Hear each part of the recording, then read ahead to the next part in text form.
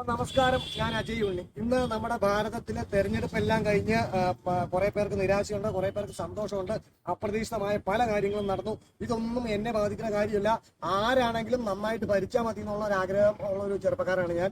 അപ്പോൾ ഈ പറഞ്ഞ പോലെ എനിക്ക് തന്നെ ഇതിൻ്റെ അകത്ത് ആകപ്പാടെ എനിക്ക് ഏറ്റവും ഞാൻ പ്രാർത്ഥിക്കുകയും ഇതിൻ്റെ അകത്ത് എനിക്ക് ഏറ്റവും സന്തോഷവും ഉള്ള കാര്യം, ഞാൻ ഒരുപാട് പ്രാർത്ഥിച്ച ഒരൊറ്റയാള് ഇന്ത്യയിൽ ഒരാൾ വിജയിക്കണം എന്നൊരു പ്രാർത്ഥന മാത്രമേ ഉള്ളായിരുന്നു.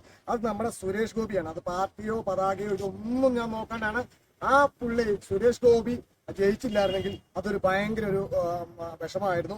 അതപ്പം എന്നാലും എനിക്ക് ഏറ്റവും വലിയ സന്തോഷം കിട്ടിയൊരു കാര്യമാണ്. ഇത്രമാത്രം 5 വർഷക്കാലം അവിടെ കടന്ന് സുരേഷ് ഗോപി ചെയ്തതിനെല്ലാം കൂടെ ഇത്തവണ നല്ല വൻ ഭൂരിപക്ഷത്തിൽ പുള്ളിയെ പല കളിയാക്കലുകളും തൃശ്ശൂരങ്ങ് എടുക്കുവാണ്, തൃശ്ശൂരങ്ങ് കൊടുക്കുവാന്ന് പറഞ്ഞിട്ട് കുറേ കളിയാക്കലുകളൊക്കെ വന്നു. എന്നാലും അതിനകത്തൊക്കെ പിടിച്ചു നിന്ന്, മനസ്സ് പതറാതെ പിടിച്ചു നിന്ന് ഇത്തവണ വൻ ഭൂരിപക്ഷത്തോടെ വിജയിച്ച സുരേഷ് ഗോപിക്ക് ഒരു അഭിവാദ്യം അർപ്പിക്കാമെന്നാണ്.